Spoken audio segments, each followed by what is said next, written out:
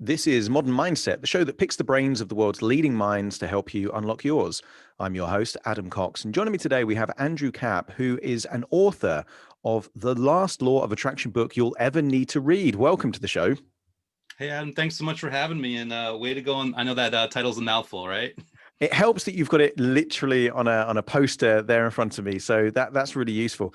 It's a great book because I think or a book title, because I think a lot of people feel that the law of attraction is almost like Pandora's box. Like it has no end to it. You know, they've got to keep learning more and more about law of attraction.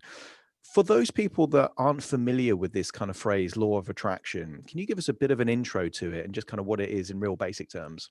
Sure. It's so funny. I on my YouTube channel, I challenged myself to explain it in 60 seconds. I had like the clock ticking down, so let's see if I can live up to that standard I already set.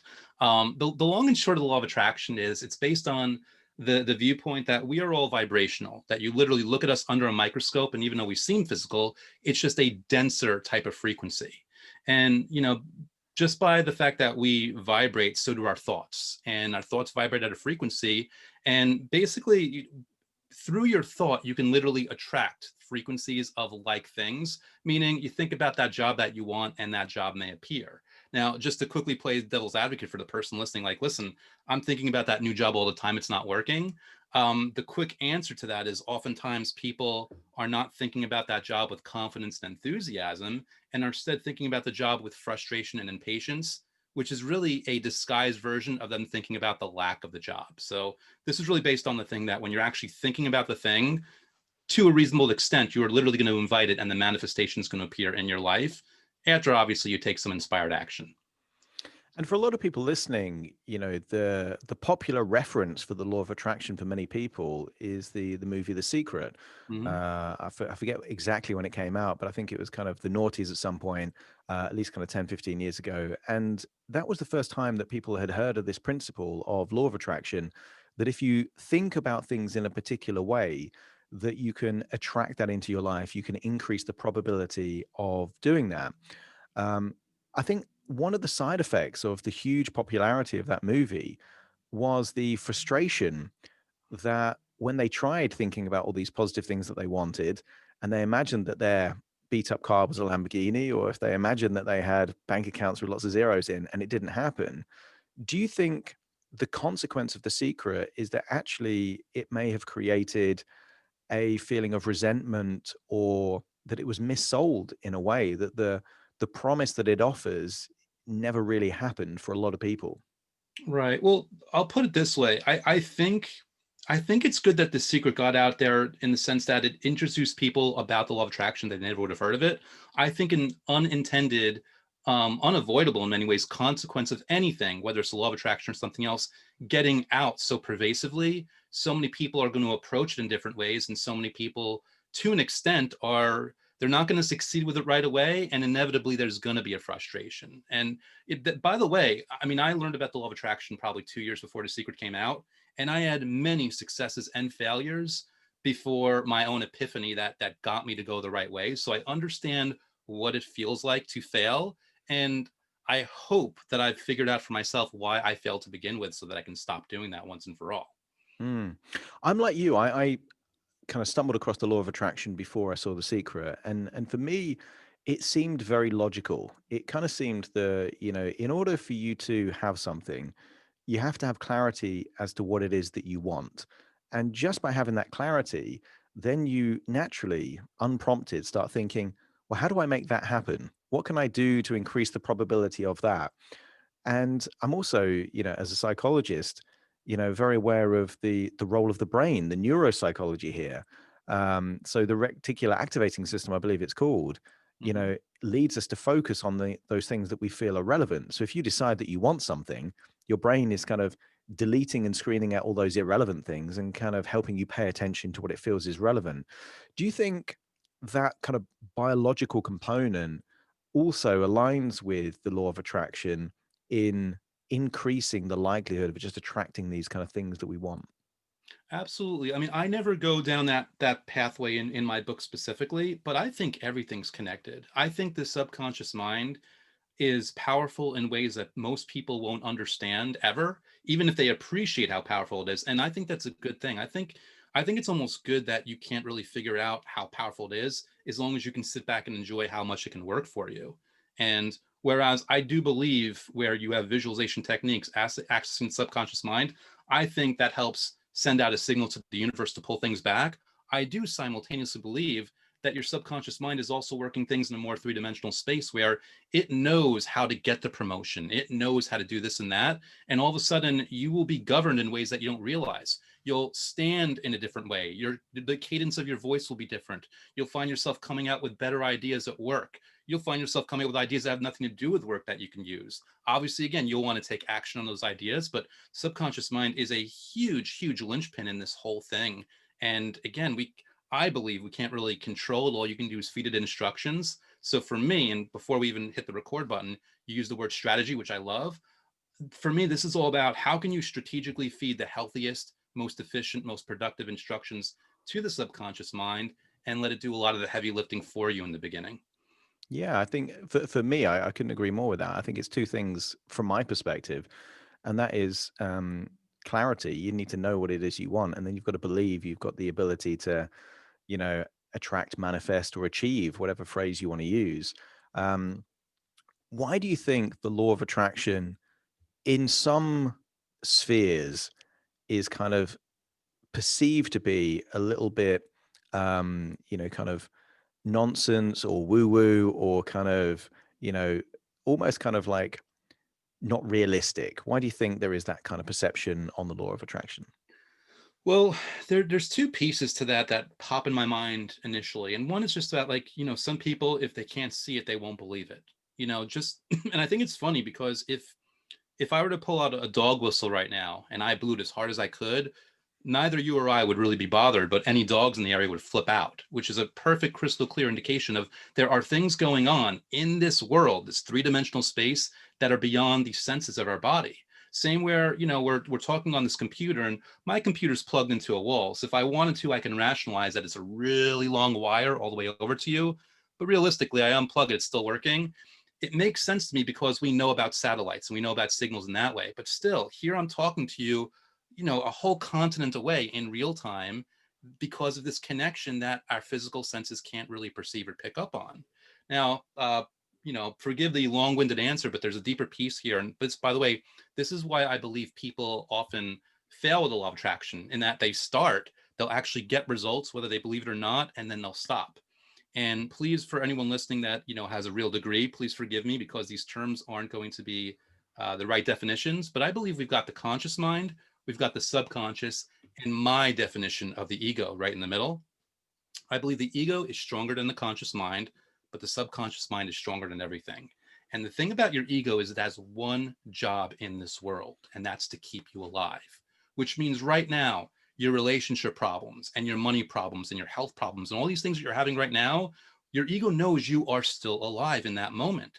And what it does not want to do is it doesn't want to risk the status quo because someone out there might want to be rich and famous, but for all your ego knows is being famous will lead to stalkers, which is a threat to your survival.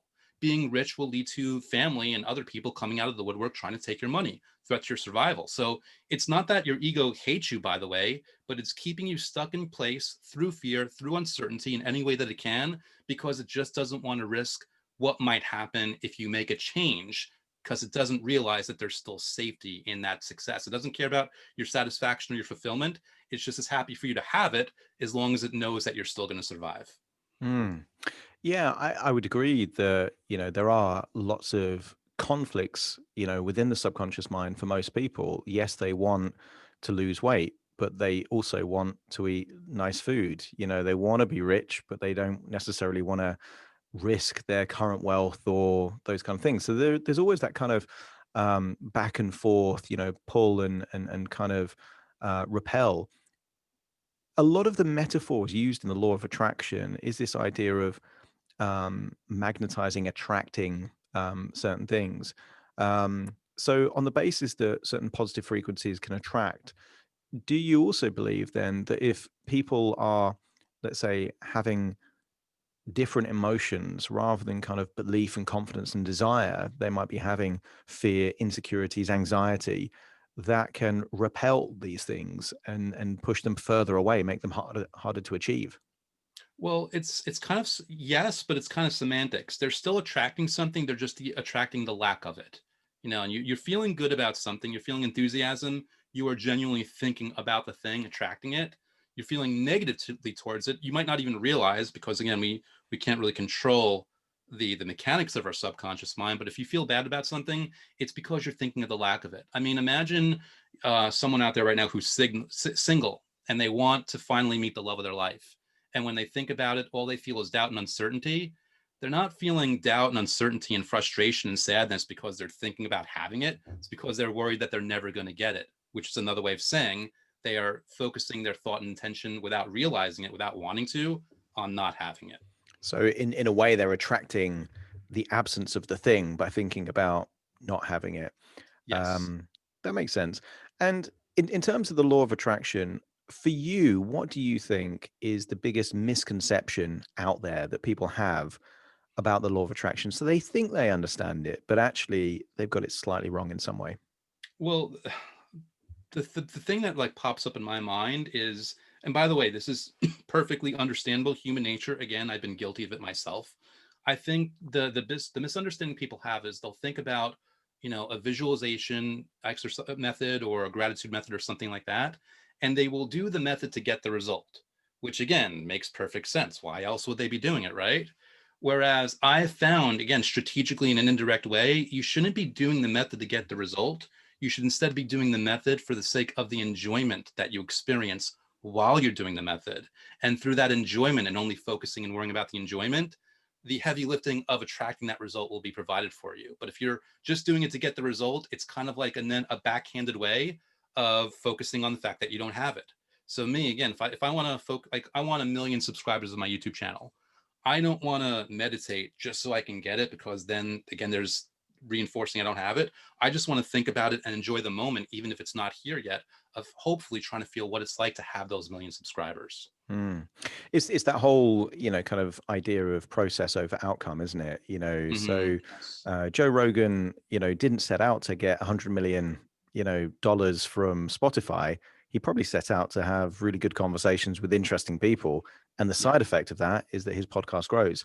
Um, but you're right. A lot of people focus very much on the outcome, and that applies in so many different areas. If people want to lose weight, they focus on the weight loss rather than the way to make losing weight an enjoyable experience that they can kind of live like that. They're kind of focusing on, well, I'll be happy if I'm slim. I'll be happy if I can have this size of clothes, rather than, making the journey enjoyable.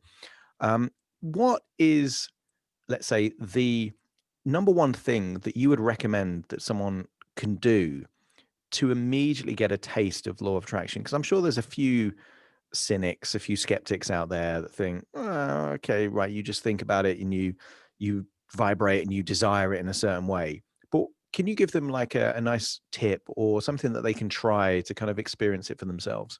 For sure. So two answers to that question. The first part is the thing that they can do is research, again, my book or someone else's book, a free YouTube channel, whatever it might be.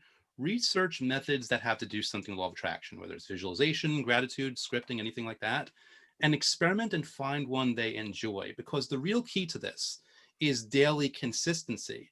But we don't want something that's a chore. We want something that's a choice. So, my best advice to anyone is find something that you'll actually enjoy in the moment so that you look forward to it. So, that's something that you get to do rather than something that you have to do. And if I may, I'll even teach real quick one of my favorite methods that someone, again, they don't have to worry about getting a result. They could just worry about doing it for 5 minutes and hopefully they feel good. And this, by the way, is a gratitude exercise, which, research says, regardless of law of attraction or attracting a result, gratitude reduces anxiety, helps sleep, increases confidence, helps self-esteem. Like it has these real world effects. So this technique, I call it the time lapse method. And what you're going to do is basically you're going to write down 15 things that you are grateful for in your life. 5 of them are from your past, 5 of them are from your present, and 5 of them are things that you want in your future. Now, the trick is you're going to write all of them in the present tense, as if you have them right now, and then you're going to jumble up the list. So maybe the first thing in your list is a present, and then maybe a past, maybe your future, and like whatever, it's jumbled up. And The whole thing behind this is you're going to go through each item on the list one at a time, read it out loud or in your head, and take 20 to 60 seconds to feel grateful for what that thing is. And the awesome thing about this is 2/3 of that list is real. It's either already happened or it is happening, meaning when you are being thankful for that, you are putting in a confidence and a certainty. Again, whether you believe of vibrating that signal out to the universe or you're just reinforcing it for your subconscious mind, you have that incredible level of happiness and confidence. And because we can't downshift easily, you're going to cheat. You're going to kind of like trick your vibration into feeling that same level of confidence and certainty when you're reading the future items. So it's basically an enhanced way of reinforcing the future things that you want, feeling it even more as if you have them while you're having a good time reading the whole list as a whole. Mm. It's a powerful principle, that time distortion, because the office that I'm in right now, I bought when I was in my mid 20s. And when I bought this office, it was no carpets, old windows, no lights, no electricity. But as I was walking around, I was kind of imagining specifically how I saw it being, like a team working, different departments, things like that. And I was visualizing it as if I was seeing it happening in the moment. Whether that's law of attraction or not, I don't know. But it was so clear to me, it may as well have been there. So I'm looking around this kind of rundown kind of office, but I could see it as I want it to be. And now when I look around, it's kind of as I saw it back then. And there is a really powerful principle, because I think when people make decisions, I could have looked at that office and thought, oh, like, who could ever work here? What could I do with this? It's going to cost too much money to do that. But that would put me in that kind of state where I wouldn't even want to buy it when I'm viewing it. But if I'm looking at it as I want it to be, and I can see it doing the things that I want it, I feel really excited, positive about that. And then when I go to the auction, I bid on the property and then I win the property and all these kind of other things happen. So the emotion that is attached to the thought is crucial in this, isn't it? Oh yeah, and again, it's something where it's a delicate balance because you want to be relaxed in a certain sense. I think a lot of people don't like The Secret, or didn't like the Law of Attraction because they put deadlines on things that created artificial pressure for them. Mm. Like me, again, I'll use the same example. I would love to have 1 million YouTube subscribers, and right now I have like 900 and something. But I don't even want 1 million right away because I pride myself on actually answering emails personally from people. And if I had 1 million subscribers right now, I wouldn't have the bandwidth to take care of everyone. I have the bandwidth for 900 subscribers. I have the bandwidth for 10,000 subscribers. I am perfectly content on the journey in that moment. And by the way, that's 900 plus people, unique souls that cared enough about the content to hit the subscribe button and watch. Why wouldn't I be overly grateful just for that? Why do I have to be that person that's not going to be happy until he gets 1 million? That's ridiculous. And by the way, I'm going to get to 1 million, but what point is there to not enjoying life in the meantime? Because I don't know if it's going to take me 5 years or 1 year or 10 years or whatever. Why would I cost myself the energy and the enjoyment of life in the meantime? Mm. It reminds me, actually, that element of not putting deadlines. Simon Sinek's latest book, The Infinite Game, and any game is winnable if you have a long enough time perspective on things, and I think that makes people feel highly resourceful. So yeah, that million is kind of, and I remember having a conversation with someone about being a millionaire. And this was when I was in my early 20s, when I wasn't a millionaire. And I said it with such conviction, oh yeah, I'm going to be a millionaire. And they said, "Well, don't be ridiculous." And I said, "No, Hmm. let me explain, like, how this is going to happen. If I buy properties and they appreciate by this percentage, and I buy certain things, and I mapped it out, so it was a certainty that I was going to be a millionaire. It was just a case of when.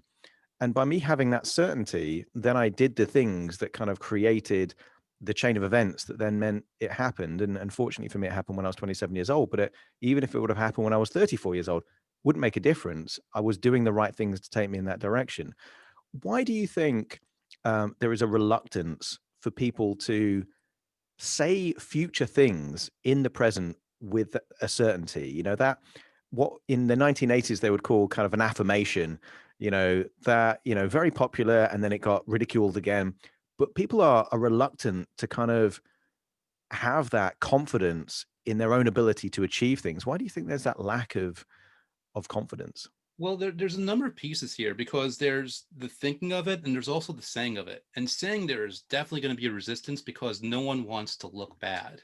So, in the sense of saying it out loud, speaking it, even though there's such power in there, obviously, through how many thousands of years we've been genetically engineered to not want to be kicked out of the group or not disliked by the group. Because back in the day, if you did, that either means you're getting eaten by a saber-toothed tiger with no protection, or you've got no backup when you've got to hunt the saber-toothed tiger. Now, by that same token, if you're even just saying it in your head or going for a goal, if it feels too big, there's this automatic resistance because now you're not even thinking about the goal. You're thinking about how impossible it is. You're thinking about what you're gonna have to kill yourself to get there and all these things. So whether it's out loud or internal, people just don't like the resistance and the doubt and the uncertainty. A lot of people would much rather go for easier goals because we all seek not just happiness but relief. Mm. Everyone wants relief intuitively, even subconsciously. So we lean in that direction. So I think kudos to you, like major props for being one of the people that said, no, I'm going to be a millionaire and it's cool. And not letting the uncertainty that someone else might have tried to push on you keep you, one, from getting there, and two, keep you from being satisfied on your journey there. I think for me, what I learned from that is we're living the reality as a reflection of our own belief systems. So my belief was that that was an absolute certainty for me. So I did the kind of things that make that self-fulfilling prophecy. Whereas their overall viewpoint is that, oh, you've got to be, born into wealth, or you've got to win the lottery. These belief systems for them that meant, well, that's the only way that you can become a millionaire. Mm. They were projecting that on me. So when I said I'm going to be a millionaire, that suddenly created that dissonance in them that, like, hold on, well, that doesn't fit with my belief system. So there's only two things that they can do there. They can either change their belief system, or kind of try and get me to change mine. And obviously they didn't do that. So there is this kind of, I think a lot of people are walking around with their belief systems completely uh, not knowing that these belief systems are really directing their life and where it ends up, but not realizing that they can change those beliefs. When you work with people on the law of attraction, what are the key beliefs that you run into that Mhm. are blocks on them actually attracting the kind of things that they would want? Well, they're usually centered around the four words of "I'll be happy when," as if there's assumption that they can't be happy until the thing happens, and just basically where they, by default, just because the way we've all been raised, they say "I want" rather than "I am." So it's really just, I think the number one thing that people fall into is they even unknowingly are reinforcing the fact that they don't have what they want, that they're Mm. not happy, and that it's really not on the way, regardless of them trying to drill some kind of statement into their head that they don't even believe as they say it. Yeah. Yeah, it's weird as well. The things that we want change in different areas of our lives as well. Because I remember reading a book, I must have been 19 years old. I read a book, The Magic of Thinking Big. And, Great book. it was a great book because it kind of got me thinking, well, if I'm going to think about stuff, I might as well set bigger goals, more challenging goals. And back then, as a guy in my late teens, I'm thinking, what do I want? I want financial things. I want money. I want nice cars and things like that. But what you tend to find is that the values change when the reality changes. And I remember having a picture of a Lamborghini Gallardo, two-seater, red convertible, and it was like that made me so motivated to kind of create ideas and work hard. But when I had the money to buy it, it was a ridiculous decision. I'm like, well, just the maintenance on this is huge. It's going to depreciate by this amount. And at the point where I could want it, and I kind of remembered thinking, but I've worked so hard to get to this point. Why is it that I don't even want it anymore? And I didn't want it because it didn't really align with my true values. That value was ego. That was like showing off. That's look at me, I've got this. Whereas what I was interested in is the value of freedom. And I thought, well, if I take that same money, instead of buying a sports car, I buy another property, and that property is going to give me cash flow and that's going to appreciate in value, then that is going to give me what I really want, which is freedom. Whereas the car is going to give me headaches. It's going to get someone scratches it, I'm going to get pissed off. It's a whole different, kind of dynamic. But sometimes you Yes. have to get to a point where the thing you thought you wanted, you didn't even want it. Do you ever see those kind of things working with people in the law of attraction, that you can get a sense of how important their ego is or status is to them by the goals and the things they want to attract. And you get a sense that actually that's not really what they want. It's probably something else. Yeah, well, it's interesting. That sentiment I get from friends just through discussions where I kind of help them. I'm not even working with them. But the real thing that where people get impact is they redefine what they believe is possible for them. When they get that it's not until they get that $5,000 raise that they finally believe that they can get 50,000. So for Mm. me, it's a thing where, I mean, I'm sure people go through what you're describing, they don't articulate it to me, but the thing that really lights me up, and the thing I've noticed a lot more, is just the fact that them bridging a certain gap all of a sudden changes things. Because at first I didn't even think 5,000 was possible, but once that happens, just the way, like, once you had, and again, I'm speaking for you and you can correct me if I'm wrong, once you became the person, that the level of consciousness that could get the Lambo, not to to hijack Tony Robbins, but it's the person that you became. It wasn't even the thing anymore. Mm. And I think that's the coolest thing about this. Again, whether you believe in law of attraction or not, I think when you follow through on a process, it could be physical, it could be mental, it could be emotional, and you get a certain result that you thought kind of might not have been possible. It's such a wonderful thing, because all of a sudden the rules have changed, and it's not a book that gave it to you and not a coach. It's your own life experience, meaning no one could ever take it away from you. Massively, massively. Because when I must have been like 16 years old, and I remember seeing a watch that I really wanted in a jeweler's. And I was there with, my brother and a couple of friends. And it was a watch, and it was, in pounds, it was like £1,200, about $1,500. And, there I was a 16-year-old. I didn't have this kind of money. But I went into it, into the jeweler's, and I said, "Can I try it on?" And I was trying it on, and it was on my wrist. And I remember looking at it and thinking, I'm going to have this. I didn't know how I was going to have it, but I knew that I was going to have this particular watch. But again, when I came out, it was kind of like, you know, my brother, my friends, they were kind of saying, they think you're such an idiot. You go in there just to try a watch on, they think you're so cheap and all this kind of stuff. And I remember, just thinking, I'm going to have that watch. And back then, my vision board was like one of these blue pin boards that you kind of get in schools where you kind of put little pins of kind of pictures on. And I remember ordering the catalog for this watch, and it was that exact same one in that exact same color. And I remember pinning it up on there, and it was on that board for months and months and months. Didn't do anything with it, and then it was years later that, as a reward, I did this crazy thing where I just had nothing but juice, like vegetable and fruit juice, for 60 days. And I got really healthy, and I lost a lot of weight. And I thought, right, I'm going to reward myself. What I'm going to buy. And then this thought of that watch came into my head, and I hadn't thought about it for ages. And I got that watch, and they didn't even make it anymore, but I kind of found someone selling it secondhand. But now every time I look at that watch, it's not about the time. It's about it. It tells me that I did something that at one point in my life I couldn't do, and that other people didn't believe I could do. And it was the Mm. meaning that I linked to it that was way more powerful than the watch itself, because you can just, get the time from anything, a phone. But I think when you link emotions not just to thoughts but to objects, then that becomes an anchor to get into that emotional state where you attract more of the things that you want. So I completely agree with that kind of idea of when individuals change. Well, it's that saying, isn't it? You give a man a fish, he can feed him for a day, but if you teach a man to fish, feed him for a lifetime. And I kind of think that way, that once you get into the habit of thinking about stuff and then making it happen, it just gives you such confidence that whatever you think of, you're fairly confident that you can make that happen too. How do people start this journey though, if they're not at that place yet where they've had a track record of setting an intention, setting a goal, turning it into reality? And let's say the opposite is the case. They set New Year's resolutions, they don't see them through. They set goals, they don't happen. How do they break out of that rut of getting to a point? Is it just setting really small goals so they can just kind of make progress, or should they set really big goals and just kind of trust the universe is going to take them towards it?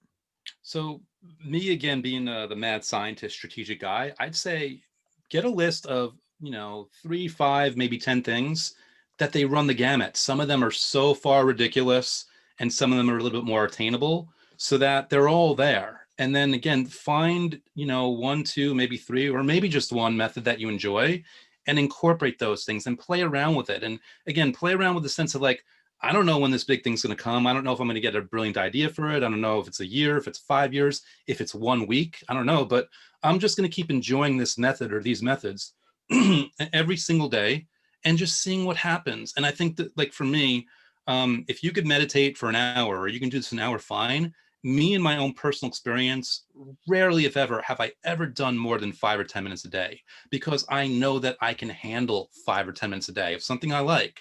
It's kind of like, in my book, I give this example of like, imagine that you wanted to get in shape and someone came up to you and like, I've got the perfect ice cream for you. It's a miracle. It's got all the positive qualities of ice cream, none of the negative. And if you don't like ice cream, it could be cookies, it could be pizza or whatever, but we'll go with ice cream. And they tell you, listen, all you need is 1 spoonful a day and you're going to have the body of your dreams. You can have lean muscle, you can lose the weight that you want, blah, blah, blah. No one is going to fail at that because it's a brief, easy thing and it's a thing that they enjoy and look forward to. And that's the mindset I believe people should hopefully have. Find, again, whether it's the time lapse or any other kind of method, find something that just feels good. And by the way, it doesn't have to make you like ecstatic every single day, because that's another false goal and false pressure. Something that just feels kind of good that you can start your day off with, that'll make you smile regardless of any other stresses or insecurities or other issues that might be going on in any other part of your day. You give yourself that gift. And then it's one of those things where it might be a week, it might be a month, who knows? You will see things start to come that are either giving you the thing that you want or pointing you in that direction. And all of a sudden, then you start to build momentum from there. That makes sense. For me, I mean, you said there's many different techniques or approaches to the law of attraction.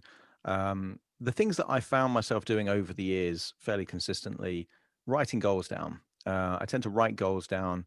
Where possible, I try and have a picture attached to them. I love, I don't know if you're familiar with the app Trello, but I love that app. It's Mhm. just kind of put everything down, organize it into categories, and then state it as if I've already achieved it. Am I missing any tricks, from an author of a law of attraction book?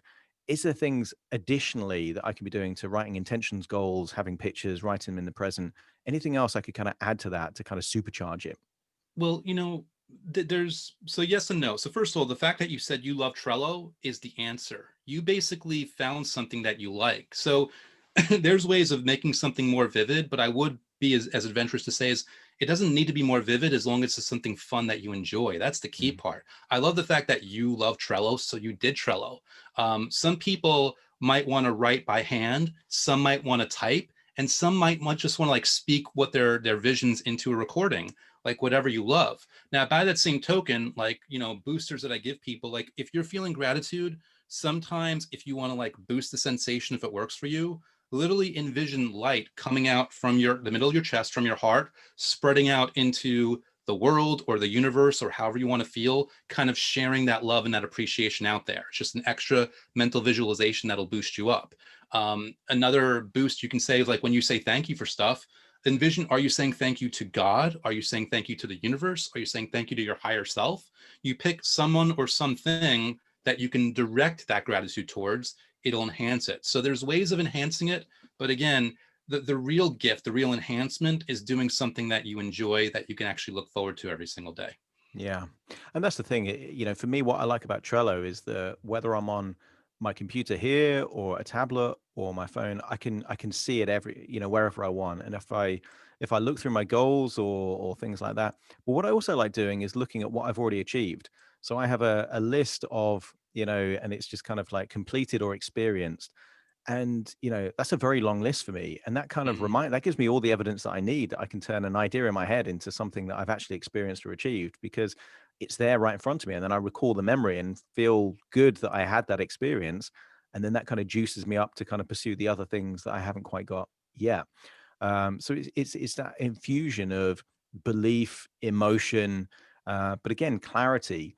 um, do you find that clarity really helps when it comes to law of attraction, or should people be a bit more vague to increase the probability of achieving something? I think they should be as specific and clear as they can while still feeling good. Meaning, if you've got to be really, really general in order to feel good, cool. If you can get a little more specific and still feel good, cool. If all of a sudden you've got this deadline that's a week from now, that's going to be an extra 100,000 and you don't know how you're going to do it and it's stressing you out, bad. We got to scale it back. Either you got to change the date, or you got to change the amount, or you got to change something. Be as clear and specific as you can while still feeling good about it. That would be my best advice for people. Mm. Over the years, I've seen various Hollywood actors, celebrities talking about their experiences of the law of attraction. I think the one that springs to mind, I think, is Jim Carrey talking about how he wrote himself a check for 10 million and then that's what he got for Dumb and Dumber 2 or something like that. What's your Mhm. favorite celebrity anecdote about the law of attraction?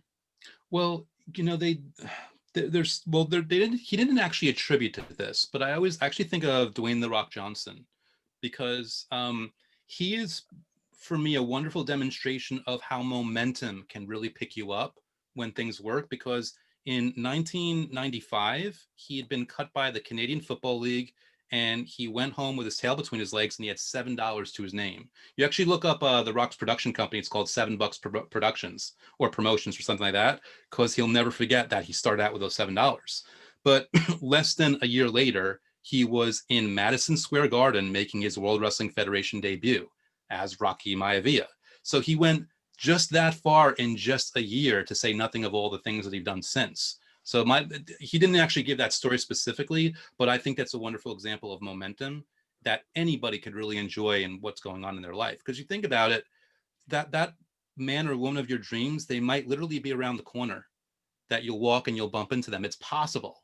Is it going to happen today? Maybe not, but it's possible. It's literally possible. And, like, 3 months later, wow, I'm in love with this person. 6 months later, I can't live without them. A year later, you're married, you've already got a kid on the way, and you got the dog and the cat, and you got the house. Like, these things can happen really, really fast. And they happen even faster when you're enjoying the ride while you're at it. Mm, yeah, that's it. You keep going back to that kind of key element of enjoying the ride. It's the journey, it's the process. And I think that's where a lot of people get it wrong with the law of attraction, where they focus too much on the end result. But if the end result actually just makes you feel stressed and anxious about trying to achieve it, because there are certain ego things. Someone could want 1 million YouTube subscribers because that represents fame to them, but other people could want that same goal because they feel like they're impacting 1 million lives. The reason behind the goal is sometimes more powerful than the goal itself. um, what would be your final tip for someone listening right now that they could um, start using the law of attraction more in their life? Hmm. Well, I'd give a quick reminder before the tip. And I like to think, again, this is for people that are just not on board with this, which I'm fine with. I want you to think about someone lifting weights to get muscles, which I know is very oversimplified, but I want to give you two possible explanations as to why this happens. Explanation number one is you lift weights, and when you go to sleep at night, the muscle fairy comes and gives you muscles. Explanation number two is when you're working out, you're putting so much stress on your body that the muscles are literally tearing in little areas, and your body responds by healing, by filling in those tears with more muscle fiber. Now, obviously, most people probably think, well, Andrew, you butchered it, but it's probably the second one. And my answer is, it actually doesn't matter. What matters is you lift weights, you get muscles. You put an X, you get Y. And you do these law of attraction techniques, whether it's gratitude or visualization or anything, regardless of whether it is law of attraction or the universe or your subconscious mind or who cares what, you will get a result. So the final tip I'd want to say is believe in it, but by that same token, don't do it for the result. Do it in the fun moment. Do something, again, do the time lapse method or any kind of easy gratitude or visualization thing that you can do for just 5 minutes a day, every single day, and then just watch what happens. And the cool thing is, if I'm lying to you or if I'm just delusional and I'm wrong, you haven't spent any money. All you've done is spend 5 minutes out of your day feeling good when you could have felt bad instead. So you didn't lose no matter what. Mm. And I think intuitively, a lot of people are doing the exact opposite, and Yes. they're spending 5 minutes complaining to people about what they don't have, about how there's barriers getting in the way, and all these things, with being very specific about what they don't have in a highly charged emotional state, and then wondering why they don't have these things. For me, it's cause and effect. So if Yes. you do spend more than 5 minutes a day complaining, moaning, criticizing, take that same 5 minutes or just find an extra 5 minutes, try this positive version, what you do want in this kind of positive way, and then see what happens. You might find that that gets you more of what you want. If someone's interested in your book, give us the title again and where people can find it. Sure. It's called The Last Law of Attraction Book You'll Ever Need to Read. For all my US people, I know that if you go to lastlawofattractionbook.com, it forwards you to the Amazon listing on the US site. Apologies for my friends across the pond. I don't know if it does that there. But again, just searching Amazon for the last Law of Attraction book you ever need to read. And if people don't want to pull out their wallet, they don't want the audiobook or the Kindle or the paperback, they can just go to youtube.com/Andrew Kap. And that's my free content where I give free methods and, free ideas and hopefully free content that really serves them and helps them try to put this into their life, regardless of how on board they are with the law of attraction right now. Absolutely. Visit that YouTube, subscribe. Andrew, you're going to have that million subscribers before you know it. Thank you so much for joining me on the show today. It's been a real pleasure to interview you. And thanks so much for having me. And thanks for your really thoughtful questions. I really appreciate this conversation. Awesome. And to you at home, thanks for joining me on Modern Mindset. See you again soon for more.